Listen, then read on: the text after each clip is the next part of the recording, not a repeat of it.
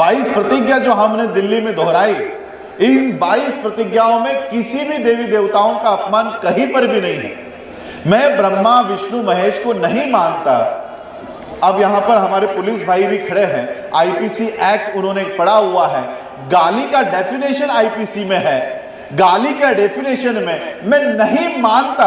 ये गाली कहां होती है? पूरा का पूरा संसद आज बीजेपी के हाथ में है, पूरा का पूरा राज्यसभा उनके हाथ में है, आपका उत्तर प्रदेश उनके हाथ में है, हमारा महाराष्ट्र उनके हाथ में है, पूरा देश उनके हाथ में है। तो कौन सा आर्टिकल इनको काम करने से रोकता है? बताइए, कोई संविधान का कोई एक आर्टिकल मोदी जी को काम करने से रोक रहा है? पब्लिक सेक्टर बेच रहे हो, मीडिया बेच रहे हो, सुप्रीम कोर्ट बेच रहे हो, आपका प्रशासन बेच रहे हो, सारा का सारा तो बेच रहे हो। संविधान का कौन सा आर्टिकल आपको मना कर रहा है? कौन सा आर्टिकल आपको रोक रहा है? फिर भी इनको संविधान हटाना है। विश्व वंदनीय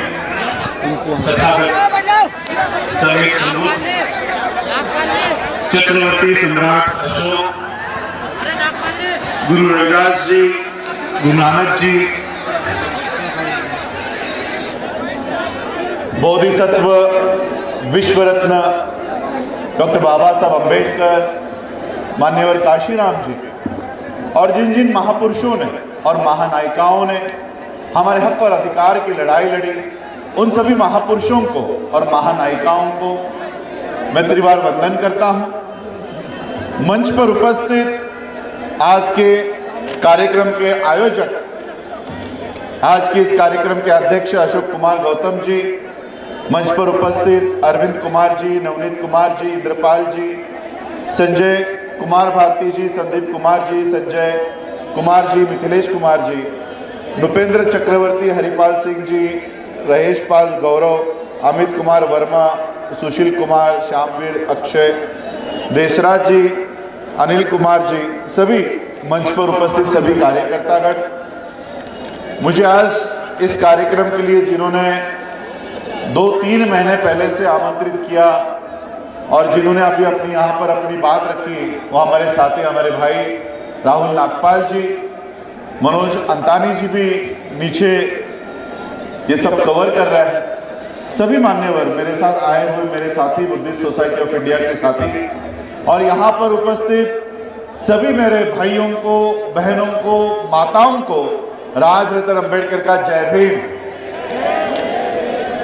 सबसे पहले आज गुरु रविदास जी की जयंती है, गुरुपुरब है। इस शुभ अवसर पर मैं मेरी ओर से the Buddhist society of India doctor Baba Saheb Ambedkar जी की संस्था की ओर से और बाबा साहब अम्बेडकर जी की परिवार की ओर से आप सभी लोगों को गुरु रविदास जी की जयंती के ढेर सारी मंगल कामनाएं देता हूं। आज आप लोग सुबह से, मेरे ख्याल से 11 बजे का समय था,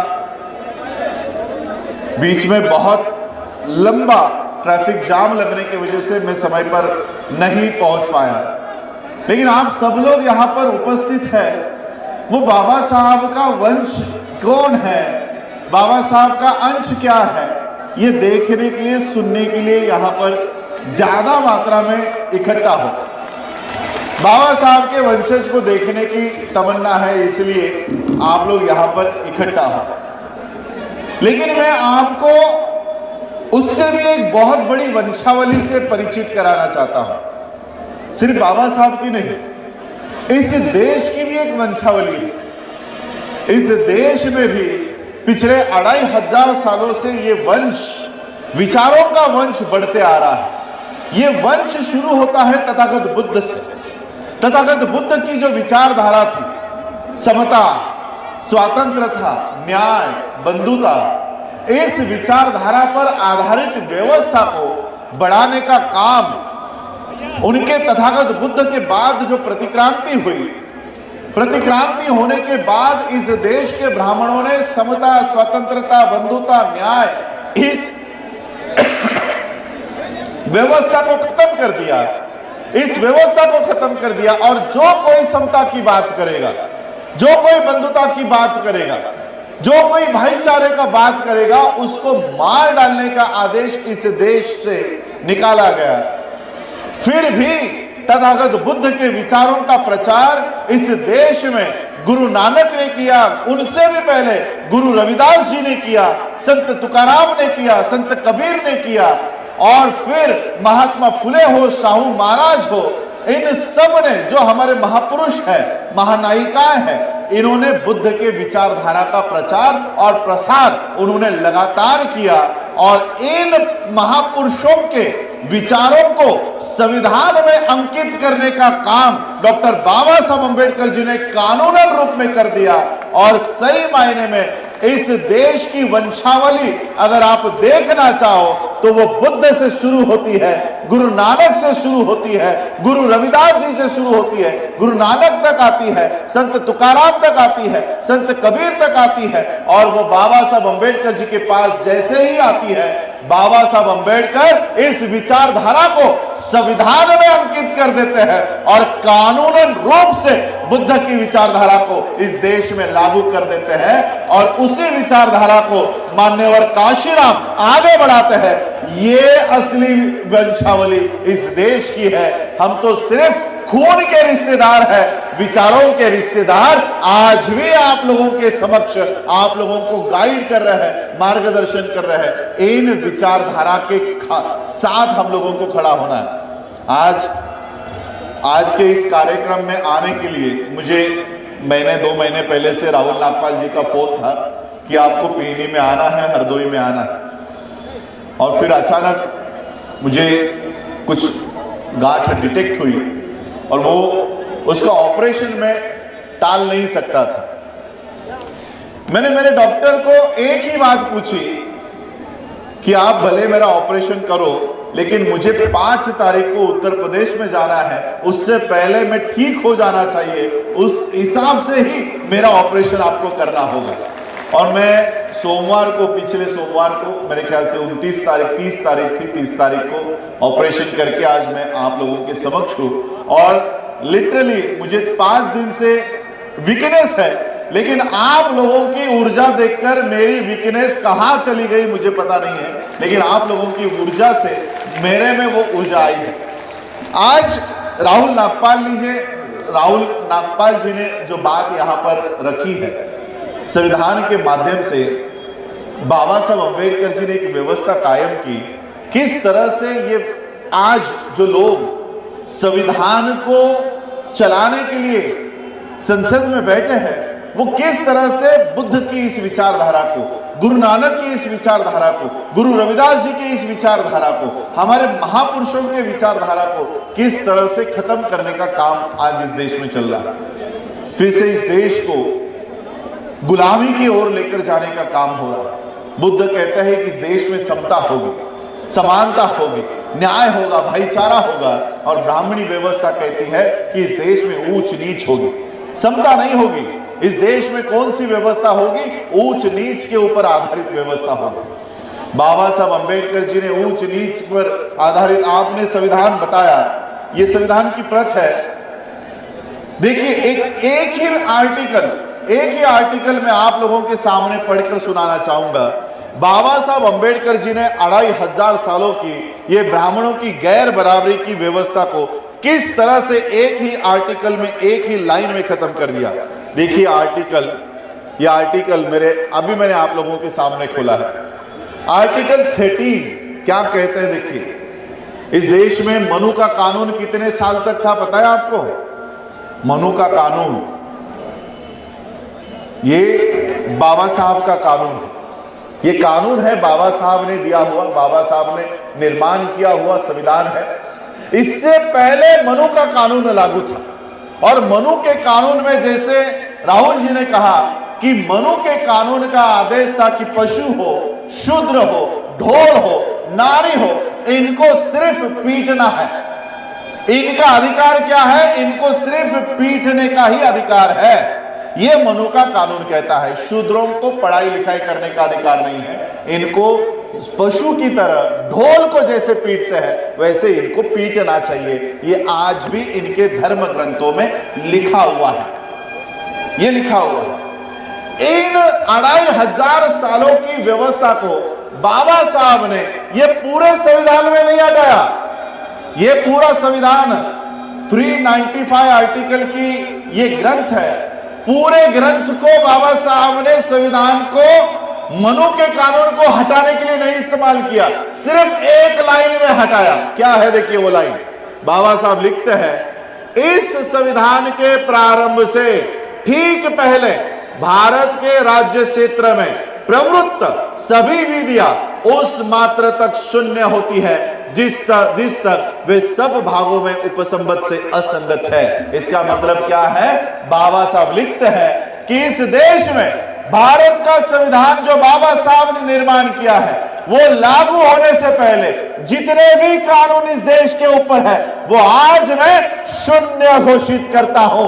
एक लाइन में बाबा साहब अंबेडकर जी ने 2500 सालों के मनु के कानून को हमेशा के लिए खत्म कर दिया, हमेशा के लिए। और सिर्फ खत्म ही नहीं किया, बाकी दूसरा सब आर्टिकल तैयार करके बाबा साहब लिखते हैं कि राज्य ऐसी कोई विधि नहीं बनाएगा जो इस भाग द्वारा प्रदत्त अधिकारों को छीनती है। इसका मतलब बाबा साहब पहले आर्टिकल में 13 में लिखते हैं कि संविधान लागू होने से पहले जितने भी कानून हैं वो सारे के सारे मैं शून्य घोषित करता हूं, सारे के सारे नल एंड वॉइड घोषित करता हूं। और दूसरे आर्टिकल में लिखते हैं चाहे किसी की भी सरकार हो, पूरी की पूरी आरएसएस क्यों ना संसद में जाके बैठ जाए, मैं इस देश के लोगों के मूलभूत अधिकार किसी की भी सरकार आए वो 1 इंच भी कम होने नहीं दूंगा।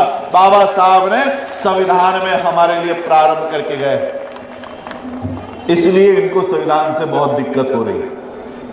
आपके उत्तर प्रदेश में कोई मांडलेश्वर नाम का, क्या कहते हैं, बाबा पंडित, क्या कहते हो आप लोग, शास्त्री, शास्त्री, मुझे तो नहीं लगता शास्त्री वास्त्री कोई होगा।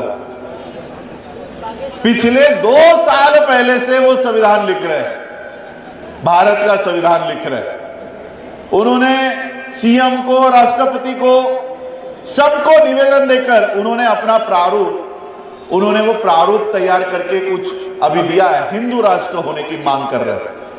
एक और कोई आपके उत्तर प्रदेश का बाबा था, उसने पिछले कोई तारीख दी थी और भारत सरकार को कहा था कि इस तारीख को अगर हिंदू राष्ट्र घोषित नहीं किया तो वो पानी में डूब जाएगा, डूब के मर लेगा। वो आज तक नहीं मरा, अभी भी जिंदा है, अभी भी भीख लेकर खा रहा है। और सिर्फ यही नहीं, मैं आज आपके उत्तर प्रदेश की धरती से, आपकी हरदोई की धरती से, जहां पर आपका मुख्यमंत्री बीजेपी का है, मैं उनको भी ये दावे के साथ मैं उनको आह्वान करता हूं। सिर्फ ये 2-4 शास्त्री नहीं, मांडलेश्वर नहीं, हमारे में ऊपर नीचे स्वर्ग नरक ऐसा कुछ होता नहीं है, लेकिन हिंदुओं में होता है। और आप हिंदू राष्ट्र लागू करने की बात कर रहे हो, इसलिए मैं एक चैलेंज देता हूं कि ऊपर से आपके जो ऊपर नीचे जो गए हैं, नरक से हो या स्वर्ग से हो, गोलवल कर भी नीचे आ जाए तब भी इस देश को वो हिंदू राष्ट्र नहीं बना सकता। इस देश को हिंदू राष्ट्र घोषित नहीं कर सकता। गोलवलकर भी, हेगड़ेवार भी, आरएसएस के बाप भी नीचे आ जाए या नीचे से ऊपर आ जाए, नरक से बाहर आ जाए, तब भी उस देश को हिंदू राष्ट्र नहीं बना सकते। बाबा साहब इस देश को धर्मनिरपेक्ष देश बनाकर गए। धर्मनिरपेक्षता का अर्थ क्या होता है पता? कुछ लोगों को लगता होगा धर्मनिरपेक्षता मतलब किसी का धर्म नहीं, ऐसे नहीं। बाबा साहब अंबेडकर जी इस देश को धर्मनिरपेक्षता के आधार पर तैयार करके गए कि ये देश हिंदुओं का भी उतना ही है जितना मुसलमानों का है, और ये देश मुसलमानों का भी उतना ही है जितना बौद्धों का है, जितना जैनों का है, जितना सिखों का है, जितना पारसियों का है। इतना ही नहीं, ये देश उसका भी उतना ही है जिसका कोई धर्म नहीं है। ये देश उसका भी उतना ही है जिसका कोई धर्म नहीं है, जो किसी धर्म को नहीं मानता। इस देश की खूबी यह है, आज मैं बंबई से चलकर यहां पर आया हूं, इतने दूर से यहां पर आए हैं। इस देश की खूबी यह है, हर किलोमीटर पर भाषा बदलती है, रहन सहन बदलता है, बोली बदलती है, खान पान बदलता है। 132 करोड़ लोग इस देश में रहते हैं। इस देश में 132 करोड़ लोग, अलग अलग भाषा, अलग अलग प्रांत, अलग अलग बोली, अलग अलग लिबास। 132 करोड़ लोग इस देश में अगर इकट्ठा रह पा रहे हैं तो केवल इस ग्रंथ के वजह से, संविधान के वजह से 132 करोड़ लोग प्यार से रह रहे हैं, प्यार से रह रहे हैं। आप इन लोगों में भाषा के नाम पर, राज्य के नाम पर, धर्म के नाम पर एक दूसरे को लड़ा रहे हैं, एक दूसरे से लड़ाने का काम कर रहे हो। और इसलिए हम लोगों को इस देश को अगर बचाना है तो अपनी अपनी जातियों को साइड में रख के, अपने अपने धर्म को साइड में रखते हुए हम लोगों को इकट्ठा होकर इस देश को बचाना है। चाहे वो हिंदू हो, मुसलमान हो, क्रिश्चियन हो, सिख हो। बाबा साहब अंबेडकर जी ने एक बात अपने भाषण में कही कि हम लोगों को अपने आप में ऐसी भावना तैयार करनी होगी कि हम पहले हिंदू है, हम पहले बौद्ध है, हम पहले मुसलमान है, हम पहले सिख है। ऐसी भावना हम लोगों में निर्माण नहीं होनी चाहिए। हम पहले भारतीय है और अंतिमता भी भारतीय है, यह भावना हम लोगों में पैदा होनी चाहिए। हम लोगों की ये भावना खत्म करके हम हिंदू है, हम मुसलमान है, हम जैन है, हम पारसी है, हम सिख है, हम बौद्ध है, इस तरह की भावनाओं को ये लोग तूल देकर हम लोगों को आपस में लड़ाकर ये देश बेचने का काम शुरू है, देश बेचने का काम कर रहे हैं।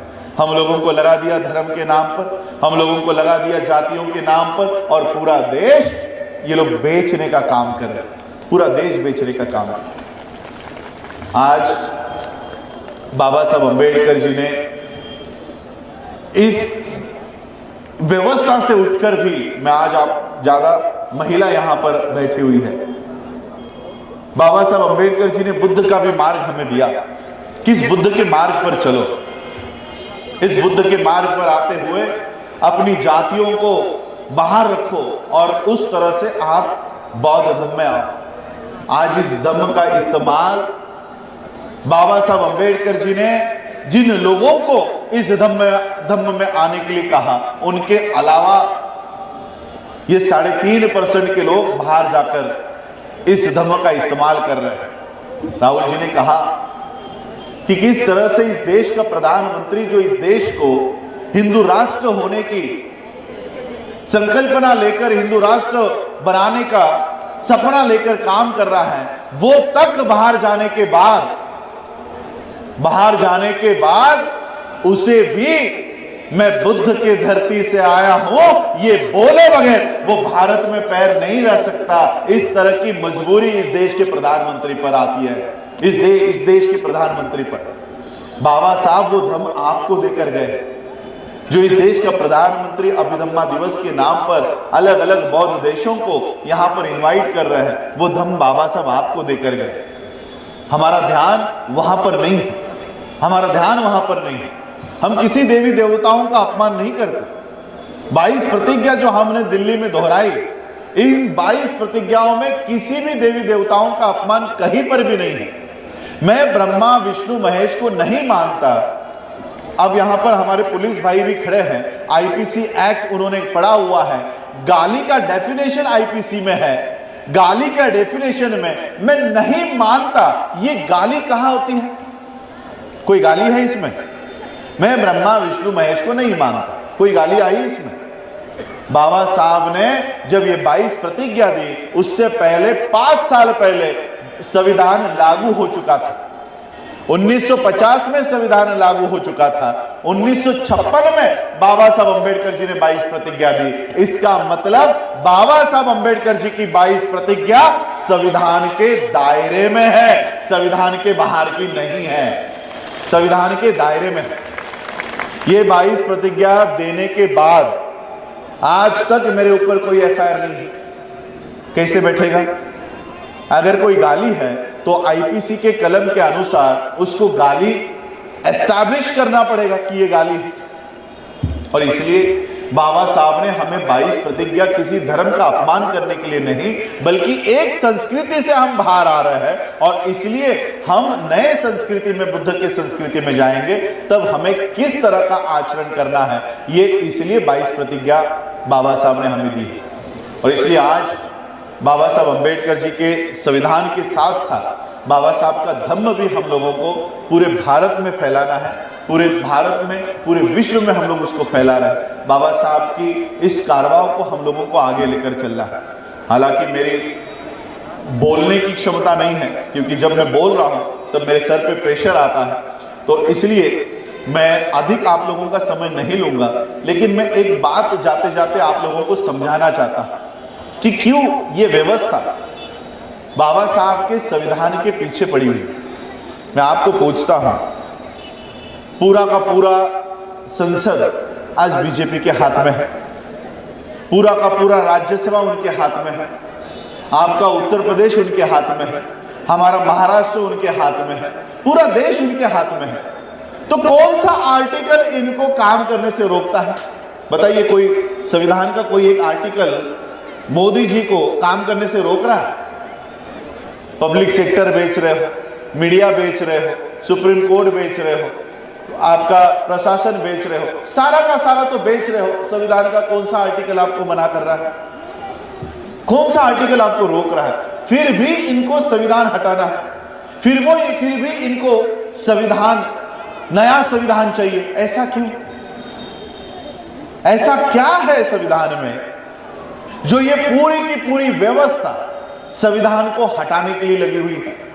मैं जाते जाते बाबा साहब का एक किस्सा आप लोगों को बताना चाहता हूं, जिस तरह से आपको ये पता चले कि बाबा साहब इस संविधान के माध्यम से हमको क्या देकर गए, और हम लोग जो आज पूरे देश में घूम रहे हैं, किस चीज को बचाने के लिए हम आह्वान कर रहे हैं। क्या हम 395 आर्टिकल की किताब को बचाने के लिए कह रहे हैं? अगर इस तरह से देखा जाए तो इसमें से एक भी आर्टिकल आज इस देश में लागू नहीं है। सारे आर्टिकल्स को खत्म करके काउंटर आर्टिकल्स शुरू हो चुके हैं। आर्टिकल 21C को हटाकर न्यू एजुकेशन पॉलिसी ऑलरेडी खड़ी हो चुकी है। आपका आर्टिकल 350 हो, 351 हो, रिजर्वेशन का आर्टिकल हो, यह हटाकर प्राइवेटाइजेशन का आर्टिकल ऑलरेडी खड़ा हो चुका है। रिजर्वेशन आपके संविधान में है, लेकिन बाहर निर्मला सीतारमण ने कहा है कि हम सारे पब्लिक सेक्टर को बेचने वाले हैं। जब पूरा पब्लिक सेक्टर ही बिकने वाला है, रिजर्वेशन कहां पर है? रिजर्वेशन है ही नहीं। तो ये क्यों संविधान को हटाना चाहता है? मैं आपको ये उदाहरण बाबा साहब अंबेडकर जी के जीवनी से ही देना चाहता हूं कि ऐसा क्या है ये संविधान में जो ये पूरी व्यवस्था उसको हटाने के लिए लगी हुई है। बाबा साहब जब 8वीं या 9वीं कक्षा में थे, तब उनके पिताजी मिलिट्री के सूबेदार मेजर थे। मिलिट्री के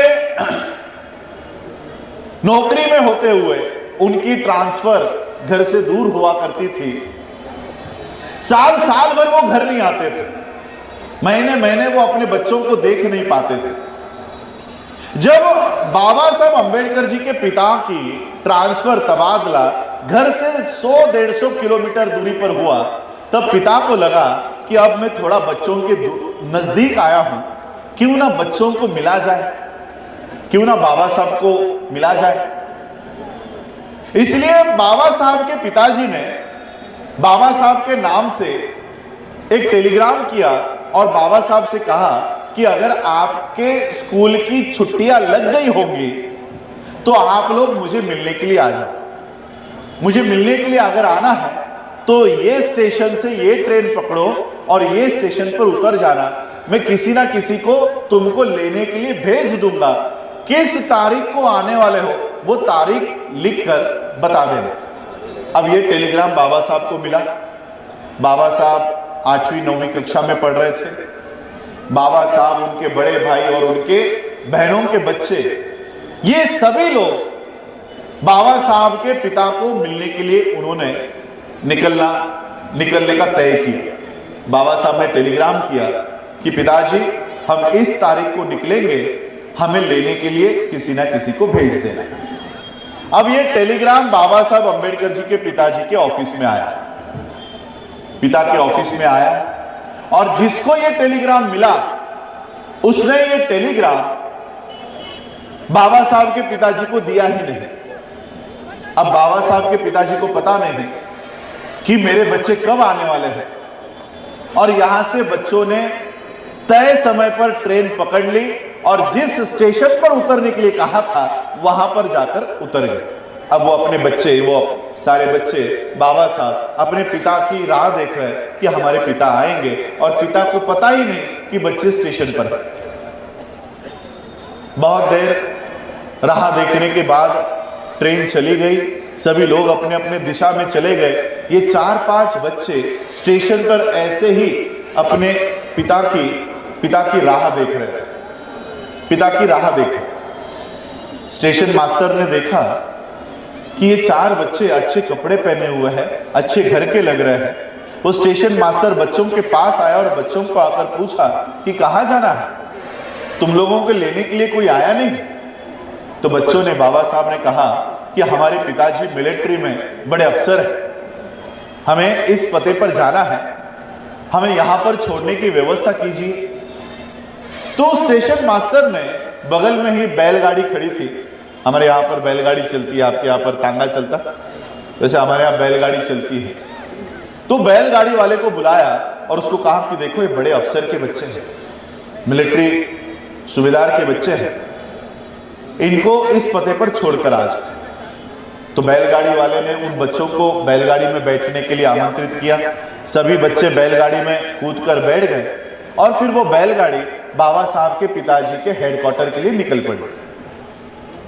ये बैलगाड़ी शुरू होने के बाद वो गाड़ी वाला बच्चों से बात करना शुरू किया, कहां से आए हो, कौन गांव से हो, तुम्हारा नाम क्या है, तुम्हारी जाति कौन सी है। और जैसे ही जाति के बारे में पता चला, उस गाड़ी वाले ने गाड़ी रोकी और सभी बच्चों को गालियां देकर नीचे उतारा कि तुम तो अछूत हो, तुम तो अछूतों के बच्चे हो, मुझे लगा तुम्हारे कपड़ों से कि तुम सवर्ण हो, तुम ब्राह्मण हो, अभी के अभी मेरे गाड़ी से नीचे उतरो। सभी बच्चे नीचे उतर गए। बाबा साहब के पास पैसे थे, बाबा साहब ने कहा ये अधिक के पैसे ले लो लेकिन हमें छोड़ दो। पैसों के लालच में गाड़ी वाला बोला ठीक है, लेकिन तुम लोग अछूत हो, मेरे गाड़ी में मेरे बराबर बैठ नहीं सकते, मेरे गाड़ी के पीछे पीछे चलते चलते आ। और फिर वो गाड़ी वाला गाड़ी में बैठा, वो बैलगाड़ी शुरू हुई। उस बैलगाड़ी के पीछे पीछे ये 4-5 बच्चे बाबा साहब अंबेडकर बचपन के, वो गाड़ी के पीछे पीछे पीछे पीछे चलते चलते चलने लग गए। 2-3 किलोमीटर चलने के बाद बाबा साहब को प्यास लग गई। बाबा साहब ने देखा गाड़ी में पानी है, पानी पड़ा है। बाबा साहब ने उस गाड़ी वाले से कहा कि थोड़ा सा पानी पिला दो। गाड़ी वाले ने कहा तुम लोग अछूत हो, इसलिए मैं अपना पानी तुमको नहीं दे सकता। आगे अगर कोई नदी आ जाए, कोई तालाब आ जाए तो मैं गाड़ी रोक लूंगा, तुम लोग पानी पीकर भले ही आ जाए। और 1-2 किलोमीटर चलने के बाद उस गाड़ी वाले को कुछ पानी दिखाई दिया। उसने गाड़ी रोकी और बच्चों से कहा कि वो देखो आगे कुछ पानी दिखाई दे रहा है। सभी बच्चे भागते भागते उस पानी के तालाब के यहां गए और नजदीक जाने के बाद देखते हैं तो क्या कि इस तालाब में तो पानी है ही नहीं, यहां पे तो सिर्फ कीचड़ है, सिर्फ कीचड़। अब प्यास लगी थी, करे क्या? बाबा साहब ने वो मट्टी हटाई और मट्टी हटाने के बाद जो काला गंदा पानी ऊपर आता है, वो काला गंदा पानी बाबा साहब के भाई ने, बहनों के बच्चों ने वो पानी पिया। सारे कपड़े मैले हो गए थे, मुंह मैला हो गया था। वो पानी पीकर और 1-2 किलोमीटर चलने के बाद वो अपने पिता के ऑफिस में, हेडक्वार्टर में पहुंचे। पिता ने दूर से देखा, ये मेरे बच्चों की क्या हालत हुई है, मेरे बच्चों के साथ क्या हुआ होगा, इसका अंदेशा डॉक्टर बाबा साहब अंबेडकर जी के पिताजी को आया। बाबा साहब अंबेडकर जी ने अपने पिता को देखा और भागते हुए अपने पिता के पास पहुंचे और लिपट कर रोने लग गए। और रोते रोते बाबा साहब ने पिता से सवाल किया कि मुझे गाड़ी में बैठने का अधिकार क्यों नहीं है, मुझे बैलगाड़ी में बैठने का अधिकार क्यों नहीं है, मुझे पानी पीने का अधिकार क्यों नहीं है। बाबा साहब अंबेडकर जी के पिता के पास बाबा साहब अंबेडकर जी के इन सवालों का कोई जवाब नहीं था। बाबा साहब के पिता ने बाबा साहब को शांत किया और शांत करके बाबा साहब से कहा कि रोना बंद करो, रोना बंद करो, इसी व्यवस्था को तुम्हें बदलना है, इसी व्यवस्था को बदलना है। और बाबा साहब के पिता ने बाबा साहब को ऐसे तैयार किया कि जिस बच्चे को बैलगाड़ी से उतार दिया गया था, जिस बच्चे को कीचड़ का पानी पीने के लिए मजबूर किया था, उसी बच्चे ने इस देश का संविधान निर्माण किया। और बाबा साहब ने ऐसी ये बोतल दीजिए ना, ऐसी व्यवस्था कायम की कि जिन बाबा साहब को मनु के कानून ने कीचड़ का पानी पीने के लिए मजबूर किया था, उन्हीं बाबा साहब के इस संविधान के वजह से आज हम ये बिसलरी का पानी पी रहे हैं। बिसलरी का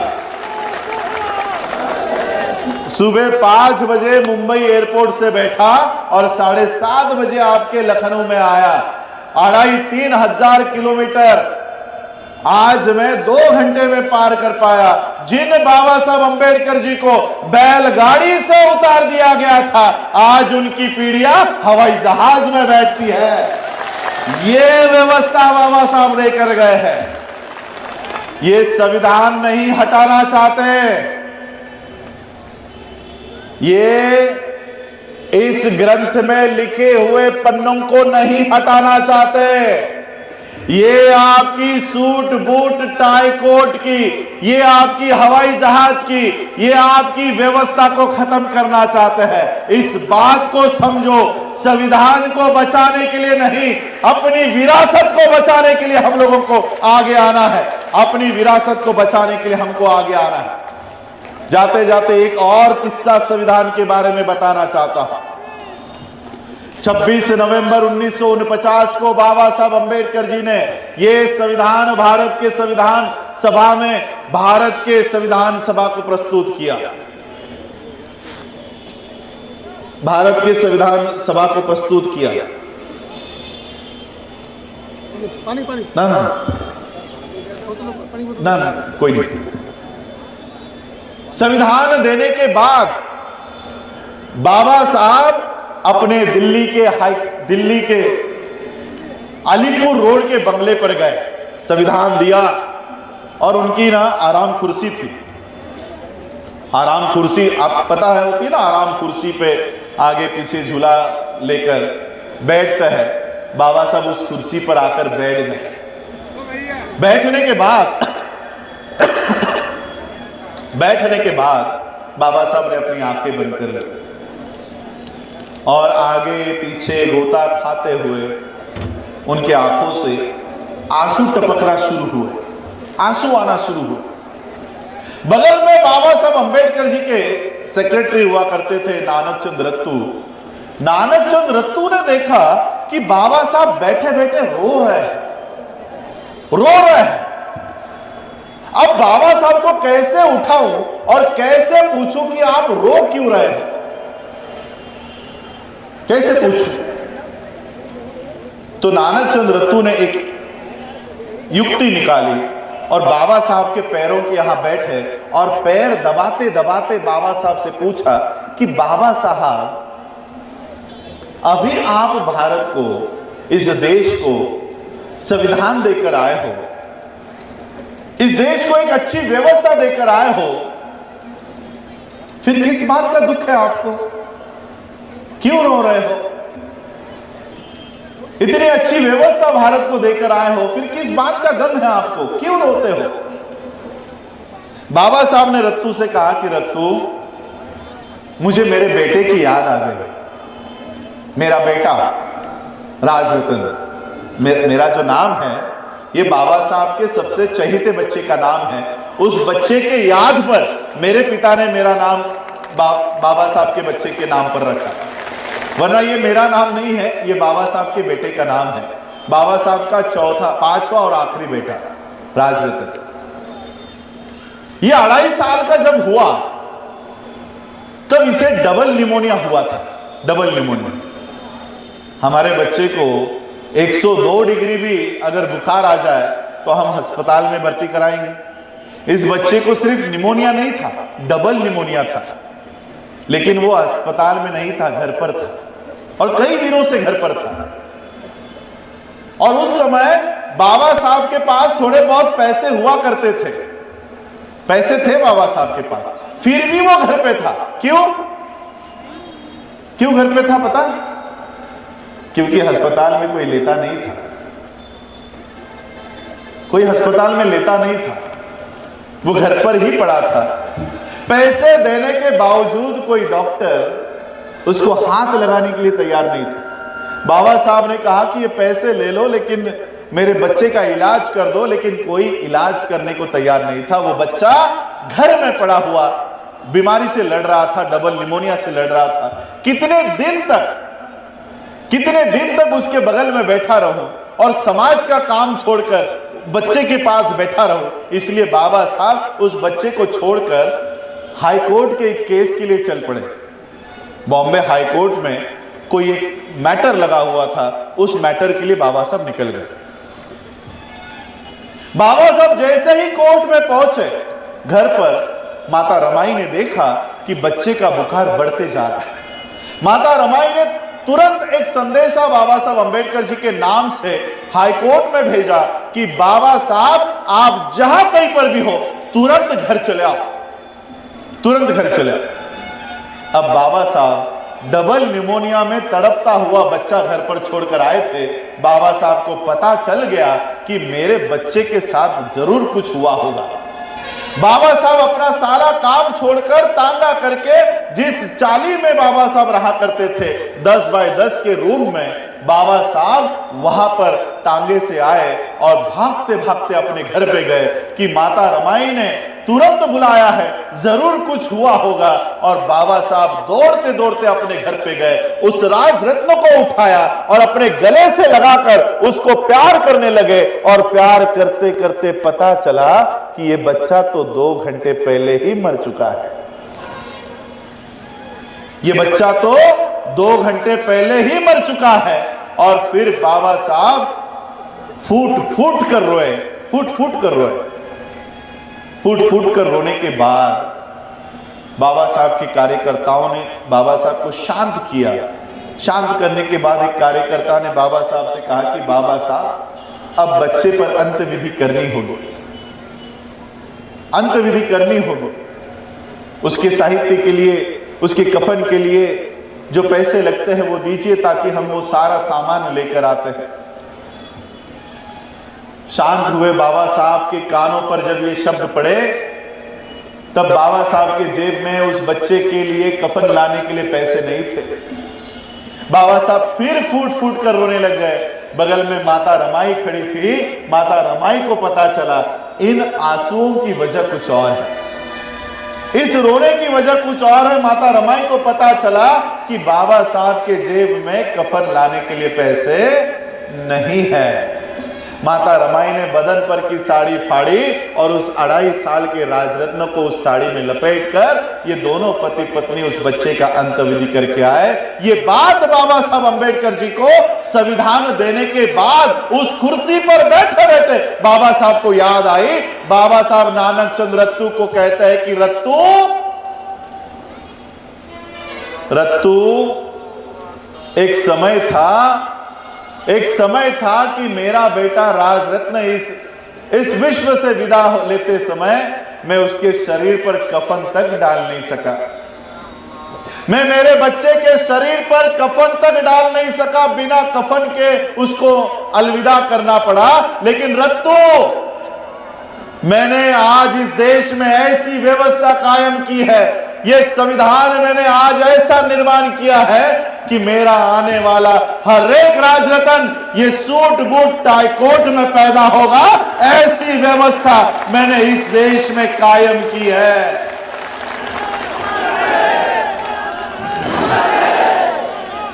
इसलिए मैं आज आप लोगों को कहना चाहता हूं, ये जो राजरत्न यहां खड़ा है ये बाबा साहब का वंशज नहीं है। ये जो मेरे सामने यहां पर बाबा साहब के बच्चे खड़े हैं ये बाबा साहब का असली वंश है। विचारों का वंश हम लोगों को आगे बढ़ाना है, विचारों के वंश को आगे लेकर जाना है। तथागत बुद्ध से चली आई हुई ये श्रृंखला बाबा साहब तक आई है, काशीराम जी तक आई है। यह श्रृंखला हमें आगे बढ़ाते रहनी चाहिए। समता की, बंधुता की, न्याय की, स्वातंत्र्य की लड़ाई हम लोगों को लड़नी है। ये केवल संविधान की लड़ाई नहीं चल रही, ये मनु के कानून के खिलाफ और बाबा साहब के कानून के खिलाफ ये जंग है। हम लोगों को देखना है कि इस देश में बाबा साहब के कानून के साथ कितने खड़े हैं और मनु के कानून के साथ कितने खड़े हैं। और मैं जब ये देखता हूं कि आज सिर्फ भारत में ही नहीं, चाहे वो लंदन हो, चाहे वो यूएस हो, चाहे वो कनाडा हो, ये पूरा विश्व आज मनु के साथ नहीं बाबा साहब के संविधान के साथ खड़ा है। बाबा साहब के संविधान के साथ इतनी बड़ी ताकत बाबा साहब हमें देकर गए हैं। इस ताकत को पहचानो। जातियों में, संगठन में, धर्म के नाम पर अलग अलग बिखरे बिखरे मत रहो, अलग अलग बिखरे बिखरे मत रहो। जाते जाते, क्योंकि मैं बुद्ध के धम्म का भी प्रचार प्रसार करता हूं, तो बुद्ध की एक बात बताकर अपने वाणी को विराम देता हूं, क्योंकि आप लोग भी सुबह से 11 बजे से मुझे सुनने के लिए यहां पर हो। गोदी मीडिया तो हमें दिखाएगा नहीं, तो जो हमारा बहुजन मीडिया है वही हम लोगों की बातों को, आज अगर हमारा खुद का मीडिया होता तो आपको सुबह 11 बजे से यहां बैठने की कोई जरूरत होती? चैनल लगाते ही हमारे विचार सुनाई देते। संस्कार चैनल, आस्था चैनल, वहां पर से वो जहर उगलते रहते हैं। जहर उगलने का कार्यक्रम 24 घंटे दिखाया जाता है, लेकिन समता का कार्यक्रम, बंधुता का कार्यक्रम कहीं पर भी दिखाई नहीं जाता। इसलिए अधिक समय, क्योंकि मैं भी अपनी स्वास्थ्य खराब होने के बावजूद यहां पर आया हूं, आप लोग भी यहां पर इकट्ठा हो, तो आपका भी और मेरा भी समय उसका चीज हो। इसलिए एक बात आप लोगों को बताना चाहता हूं। आज हम लोग अलग अलग जातियों में बैठे हुए हैं, आपस में ही लड़ रहे हैं। चमार, जाटव, वाल्मीकि, इस तरह से आपस में ही लड़ रहे हैं। अगर इसी तरह से आपस में लड़ते रहे तो हमारा हशर क्या होगा पता है? हमारा हशर क्या होगा? मैं बुद्ध की एक बात आपको बताना चाहता हूं। तथागत बुद्ध हम सब जानते हैं, वो चारिका किया करते थे। शायद हम लोग कुछ लोग बुद्धिज्म को नहीं जानते होंगे, तो उनको कहना चाहता हूं। चारिका मतलब वो किसी एक गांव में नहीं, चरित्र भिक्खवे चारिकम, इस तरह से ये आदेश बुद्ध का था और वो आदेश बुद्ध भी फॉलो करते थे। आज एक गांव में, कल दूसरे गांव में, कल तीसरे गांव में, ऐसे वो अपनी चारिका किया करते और धम्म का प्रचार और प्रसार पूरे विश्व में किया करते थे। और ऐसे ही चारिका करते करते तथागत बुद्ध एक गांव में आ पहुंचे। एक गांव में आ पहुंचे और गांव में आते ही उन्होंने देखा, उनके साथ उनका बौद्ध भिक्षु संघ था। जिस तरह से हमारा बौद्ध भिक्षु संघ यहाँ बैठा है, दरअसल मैं बौद्ध भिक्षु संघ से माफी चाहूंगा। दरअसल आपको ऊपर बैठना चाहिए था और हमें नीचे होना चाहिए था। हमें क्षमा याचना चाहूंगा कि हमसे वो गलती हो गई, आयोजकों से वो गलती हो गई। तो ये संघ के साथ बुद्ध चल रहे थे। ये संघ एक गांव में आ पहुंचा और उन्होंने देखा कि ये कैसा बंजर गांव है, ये कैसा उजड़ा हुआ गांव है। यहां पे घर तो दिखाई दे रहे हैं लेकिन इंसान दिखाई नहीं दे रहे, आदमी दिखाई नहीं दे रहा, जानवर दिखाई नहीं दे रहे। ये जो पेड़ आप लोग यहां देख रहे हो, ये ऐसे पेड़ वहां पर दिखाई नहीं दे रहे थे। सारे बौद्ध भिक्षुओं ने तथागत बुद्ध से सवाल किया कि बुद्ध, ये कैसा गांव है, इस गांव के ऊपर क्या हुआ है? यहाँ के लोग कहां चले गए? यहाँ के पेड़ पौधे कहां चले गए? यहाँ के जानवर कहां चले गए?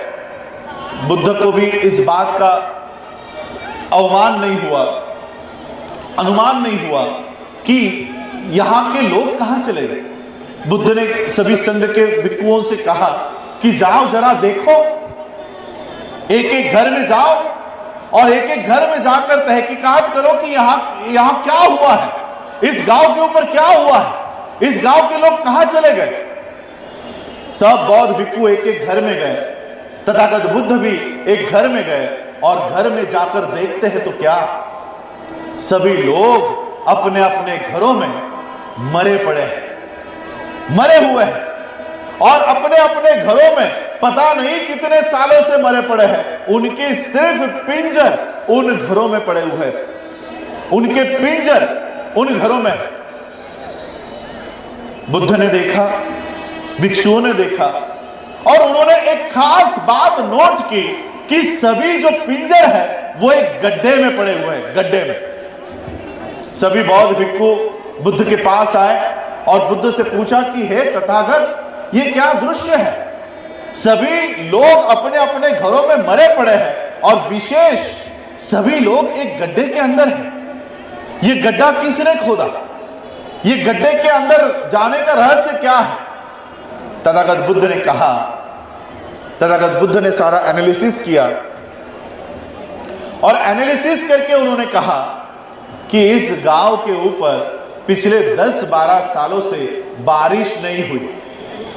इस गांव के ऊपर पिछले 10-12 सालों से बारिश हुई नहीं और बारिश न होने की वजह से पहले पेड़ पौधे मरना शुरू हुए, गांव में से जानवर चले गए और यहाँ के लोग, क्योंकि ये घर उनके हैं, ये जमीन उनकी है, ये गांव उनका है, इसलिए वो गांव छोड़कर जाना नहीं चाहते थे, इसलिए वो गांव में ही रहे और पानी के तलाश में हर एक व्यक्ति अपने अपने घर में कुआं खोदना वो शुरू कर दिया। पानी की तलाश में वो अपने ही घर में कुआं खोद रहे थे और कुआं खोदते खोदते वो अपने ही घर में मर गए और आज उस गड्ढे के अंदर इन सब के पिंजर वहां पर दिखाई दे रहे हैं। सभी लोगों के पिंजर उस गड्ढे के अंदर इसलिए है। बौद्ध भिक्षुओं ने तथागत बुद्ध से सवाल किया कि हे तथागत, क्या ये सब लोग जीवित नहीं रह सकते थे? क्या ये सब लोग बच नहीं सकते थे? बुद्ध ने कहा अवश्य बच सकते थे, ये सभी लोग जिंदा रह सकते थे अगर इस गांव के लोग इकट्ठा होकर एक ही कुआं अगर खोदते तो ये सभी लोग जिंदा रह सकते थे। अगर एक कुआं खोदते तो सब जिंदा रहते। आज यही परिस्थिति हम लोगों के ऊपर है। देश का संविधान खतरे में है, हम लोगों की आजादी खतरे में है, हम लोगों की व्यवस्था खतरे में है, लेकिन हम लोग इकट्ठा होकर नहीं लड़ रहे। चमार अपनी लड़ाई अपने आप लड़ रहा है, जाटव अपनी लड़ाई अलग लड़ रहा है, वाल्मीकि अपनी लड़ाई अलग लड़ रहा है, रविदासिया अपनी लड़ाई अलग लड़ रहा है, बौद्ध अपनी लड़ाई अलग लड़ रहा है, ओबीसी अपनी लड़ाई अलग लड़ रहा है, मुसलमान अपनी लड़ाई अलग लड़ रहा है। इसी तरह से अलग अलग लड़ाई लड़ोगे तो एक दिन तुम लोग भी मर जाओगे। अगर जिंदा रहना है तो इकट्ठा होकर एक लड़ाई लड़नी होगी, एक लड़ाई लड़नी होगी। और इस देश में हम लोग, मैं एक ही आप लोगों को कहना चाहता हूं, इस देश के मुसलमानों को, क्रिश्चियनों को, जैनों को, पारसियों को, सिखों को, बौद्धों को अगर कोई प्रताड़ित कर रहा है तो एक ही समुदाय के लोग हैं जो प्रताड़ित कर रहे हैं। अगर मारने वाला हाथ एक है तो लड़ने वाले हाथ अलग अलग क्यों है? लड़ने वाले हाथ भी एक होने चाहिए। जब तक ये एक नहीं होंगे ये मारने वाले हमारे ऊपर हावी होते रहेंगे। इतना ही आज मैं गुरु रविदास जी के जयंती के अवसर पर यह बात अपनी आप लोगों के सामने रखना चाहूंगा। आप लोगों ने सुबह से आप लोगों ने यहाँ पर इंतजार करके मेरे बातों को सुना, उसके लिए सभी लोगों का आभार व्यक्त करता हूं। आप लोगों ने मुझे सुना, उसके लिए सभी लोगों का आभार, धन्यवाद। जाते जाते, क्योंकि आज हमारे कवि राहुल नागपाल जी यहाँ पर है, तो जाते जाते मैं भी आप लोगों को एक शेर से अपनी बात को विराम देना चाहूंगा। अब भी तेरा खून ना खोला। ये जो सारी परिस्थिति मैंने बताई, ये सुनने के बाद अब भी तेरा खून ना खोला तो वो खून नहीं पानी है। अब भी तेरा खून ना खोला तो वो खून नहीं पानी है। और जो डॉक्टर बाबा साहब अंबेडकर जी के काम ना आए वो बेकार जवानी है। जय भीम, जय भारत।